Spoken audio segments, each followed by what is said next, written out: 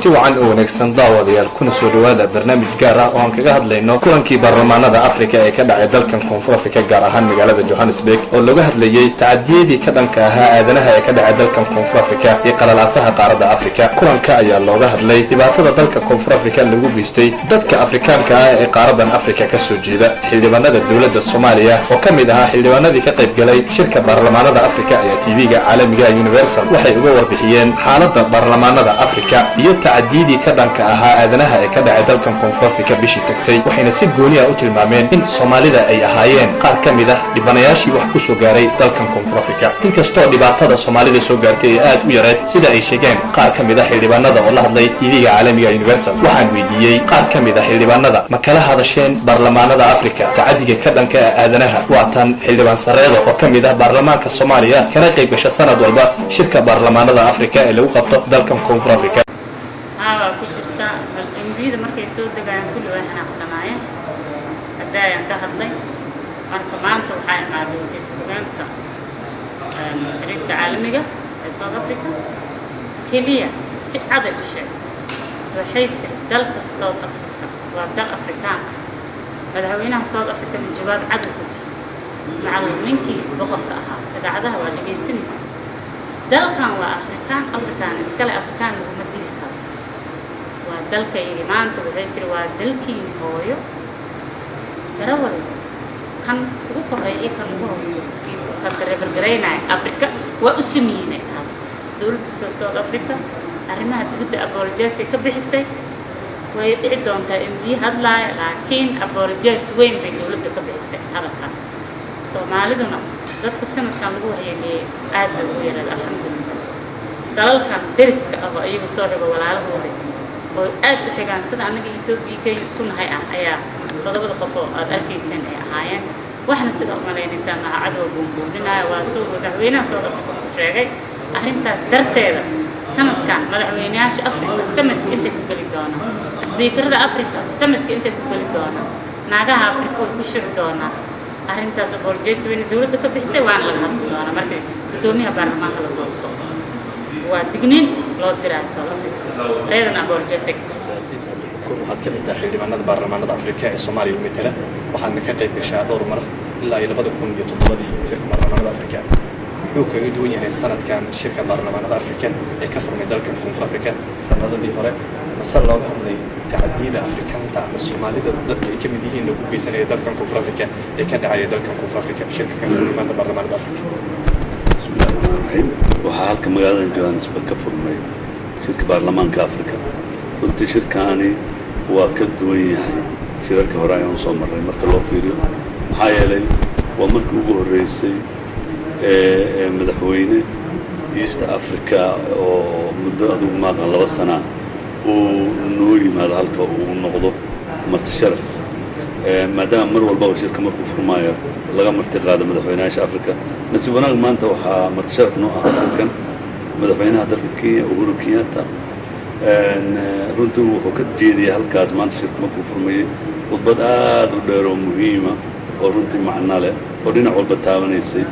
taabanaysay midnimada Afrika horumarka Afrika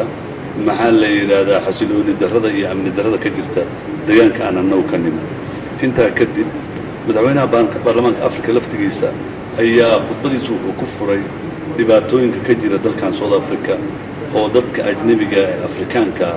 ay la kulmaan ama maarata dhacaya boobka loo geysto. madaxweynaha baarlamaanka Afrika laftigiisa khudbadiisa ka mid ah aad bay arrintaa u taabanaysay. intaa kadib shirka maxaa la yiraahdaa waxaan aadnay shir kale oo heer gobol oo maxaa la yiraahdaa gobolkeena East Africa aan lahayn. shirkaas waxaan aad uga doodnay gudoomiyaha gobolka ninka noqon doona iyo ku-xigeenka iyo maxaa la yiraahdaa gudoomiyaasha maxaa la yiraahdaa gudiyada baarlamaanka halkaas oo aan rajeynayna annaga Soomaaliya maadaama dan weyn aan lahayn inaan heli doono gudoomiye ku-xigeenka gobolka ayaan rajeynaynaa sida hadda aan ku gorgorootanay ama maaragtaa dhiilka aan gallay annagu maaragtaa la galna wadamada gobolka ka yimid. intaa waxaa dheer ajandooyinka waa badan yihiin shir maxaa la yiraahdaa xasilooni darrada guud ahaan gobolkan guud ahaan qaaradan soori waxaan rajeynaynaa inuu noqdo shir aad muhiim u ah waxaan rajaynaynaa sida uu noogu furmay oo maaragtaa wanaagga iyo quruxda lahayd inuu ku dhammaan doono ilaa maantana inta aan joogno annagoo hadda 10 saac ma aqaan ilaa iyo waxaan galabta 10 saac miyaan ma aqaan baan joognay waxaan isleenahay wafdigeennii dowladda Soomaaliya baarlamaanka Soomaaliya ka socday guulo weyn inaan gaarno maxaa yeelay waa maro bosishanadii la qaybsanayay baan qaybteena ku gorgorootanay naloona ballan qaadnay nominationkana nala ku daray maxaa la yidhaahdaa waa maro madaxweynaha Kenya laftigiisa 3 xildhibaan oo annaga naga mid ah waa isgacan qaadeen waana maxaa la yidhaahdaa iswaraysanay fursad baana u helnaa runtii xildhibaanada Kenyaanka iyo xildhibaanada Soomaaliya inay maanta madaxweynaha Uhuru Kenyatta laftigiisa aan xoogaa meel wada fariisano aan maaragtaa isku tuurtuurno sidoo kale madaxweynaha Kenya waxaa la socday wasiirka arrimaha dibadda oo aamino gabar la yiraahdaa la socotay waxaa la socday maxaa la yiraahdaa hogaamiyaha majority-ga baarlamaanka dalka Kenya Aadan Barre Ducaale la socday wafdi ballaaran buu watay runtii xubno ka midana waxay ahaayeen dadka Soomaalida oo Kenya degan waxaan aaminsanahay shirku maanta inuu si fiican u dhacay mar kale tobanka maalmood oo soo socotana wuu socon doonaa waxaan aaminsanahay inaan dana badan oo Soomaaliya iyo qaaradda Afrika iyo gobolka aan ka midba looga hadli doono insha Allahna aan ka geysan doono wixii annaga markaas dadaal oo ay tahay inaan ka geysano wabillahi tawfiiq bismillahir rahmaanir rahiim sida xildhibaanada walaalahay ugu horreeyay sheegeen maanta waxaa ka furmay South Africa shirkii baarlamaanka Afrika runaantiina waxa weeye shirkaan wuxuu ka duwan yahay shirarkii hore waxyaabo fara badan buu ka duwan yahay oo waxaa maxaa la yiraahdaa ka jiri doona haddii Ilaahay yiraahdo doorashooyin fara badan oo ilaa iyo madaxweynaha u sareeya baarlamaanka ilaa iyo gudoomiyaasha guddiyada la dooran doono sida suntayba Soomaaliya waxa uga qayb gala shirkaan uga qayb gala 5 xildhibaan oo baarlamaanka Soomaaliya matasha oo baarlamaanka Soomaaliya maxaa la yiraahdaa ay u soo wakiisheen inay uga qayb galaan shirkaan uga qayb galaan waxyaabaha ugu muhiimsan oo maanta miiska saarnaa waxay ahayd markii laga soo reebo khudbadii madaxweynaha Uhuru Kenyatta oo runtii ahayd khudbad aad u qiimo badan markii laga reebo waxa ugu muhiimsan meesha yaalla waxay ahaayeen waxaa ka soo qayb galay speakero wadamo kala duwan ilaa 5 wadan Afrikaan ah waxaa sidoo kale ka soo qayb galay wasiir ku-xigeenka wasaaradda qorsheynta iyo xiriirka caalamiga ee wadanka South Africa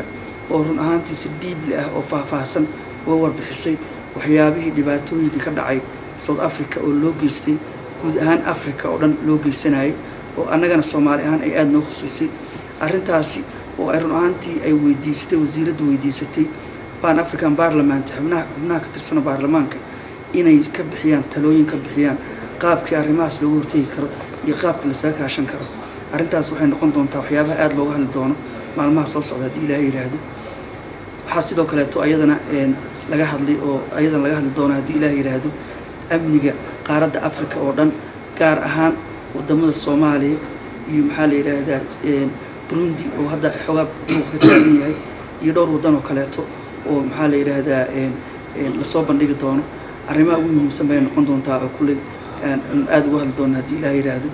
muhiimadda ugu ballaaran oo maxaa la yiraahdaa baarlamaankan u leeyahay Soomaaliya waxa ugu muhiim waxa weeye calaamadda Soomaaliya inay ka dhex muuqato baarlamaanka Afrika dhex muuqato inay qaaradda Afrika ka dhex muuqato run ahaantiina waxa weeye xildhibaanada ka imaanaya Afrika qolo kasta waxay matashaa wadankooda matashaa baahida ay qabaan iyo dhibaatooda ay soo bandhigaan annagana waxa weeye sidoo kale taan mar kastaba aan ramaano aan baahida bandhignaa waxa noogu dhacay markaan aan runtii aad uga doodo waxay noqon doontaa haddii Ilaahay yiraahdo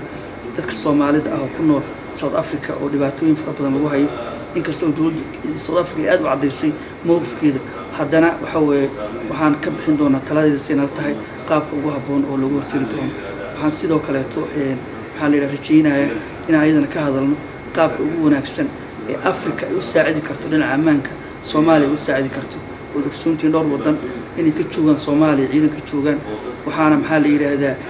waxyaabo ugu muhiimsan oo fiirinayna waxaa ka mid ah kaliya ciidan loo diro Soomaaliya inaysan ahayn kaalmada Afrika sugayso ee ay dhinacyo kala duwan iyo qaab kala duwan ama ha noqoto xagga tababarada ha noqoto ama xagga maxaa la yiraahdaa horumarinta ha noqoto ama waxyaabaha fara badan oo kaleeto oo maxaa la yiraahdaa Soomaaliya ay u baahan tahay caawimaad uga baahan tahay ha noqotay inaan lagu ekaynin oo kaliya ciidamada lagu ekaysin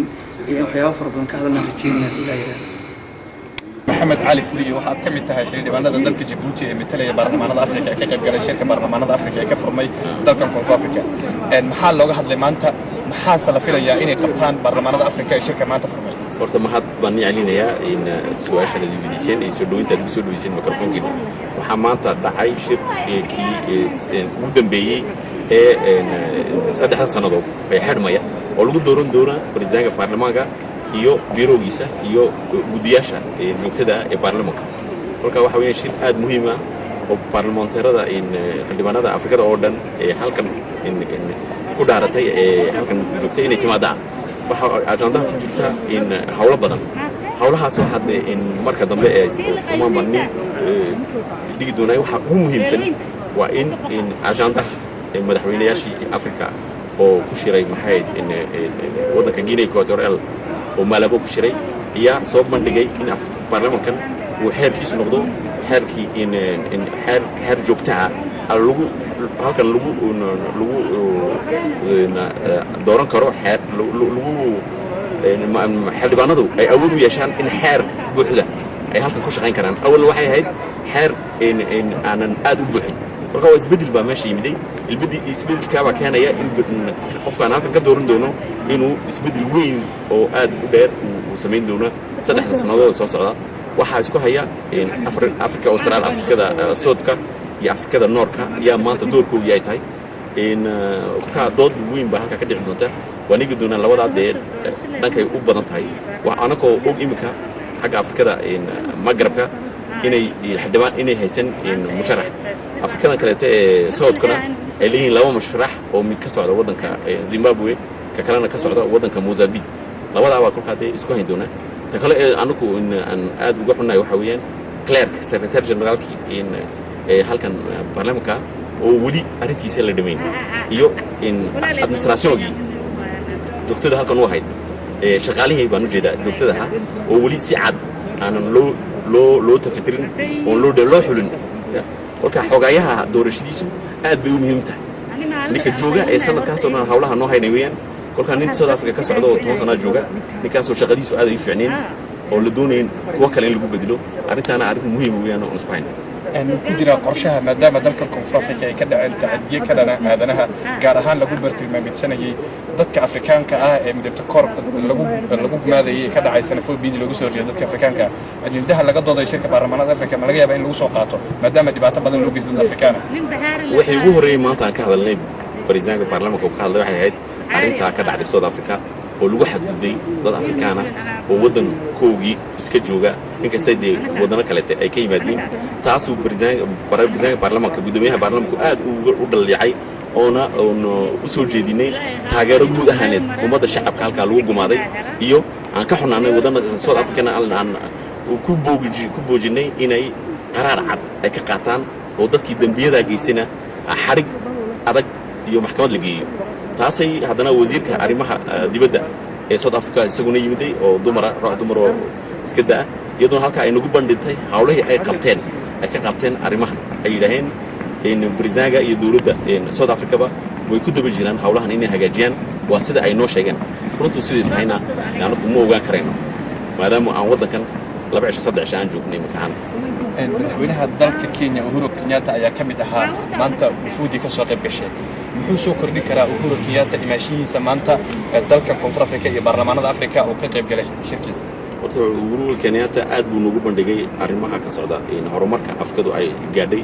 iyo arrimaha wadankiisa ka wado taasoo aad uga hadlay xagga argagixisada iyo hawsha ay ka wado geeska Afrika iyo Nigeria taasoo aad anaguna aan uga xumaanay wixii ka dhacay in wadanka Nairobi Kenya ee lagu gumaaday carruurta haba haato isagu wuxuu yiri wadanka labaad ee imika saxay xeerka jadiida Afrikada ayuu noqday wadanka ugu horeeyay wuxuu Mali xeerkii Malabo lagu fuliyay ee uu awood u buuxday baarlamaanka ku heliyay kolka taasi waxay noqotay inaan ugu mahadnaqo in wadankan Kenya oo noqday wadankii labaad ee saxa awood u buuxay baarlamaanka la siinay wuxuu ka hadlay sida Afrikadu isku imanayso iyo sidii horeetadeeda aan dagaaladii iyo gobonimo doonka وأبيد كسر جدي سيدي أفريقيا أي ورمرك أوجر لهاي أفريقيا مدن نقول لهاي سبوا شجع جامعة دي سنة وفرنت هاي تلين أفريقيا حركة جمهورية ودكيسنا وصول دوينيو عدي حركة ودكيس شرعي ودكيس الوجوه بحنيس كمهم هذا الحجار وها ودكيس ده أي قصة في ند سومالي دقوحوتيها أنا كنا أود عن سؤال كويدينو منو هيسن anigoo ah Idruus Cabdi Xasan ayaa idiin soo gudbishay TV-ga caalamiga Universal wuxuuna idinkaga imaanayaa dalka Koonfur Afrika Johannesburg intaan ku kulmin doonno barnaamijkan oo kale waxaan idinka tegaynaa sidaa iyo nabadgelyo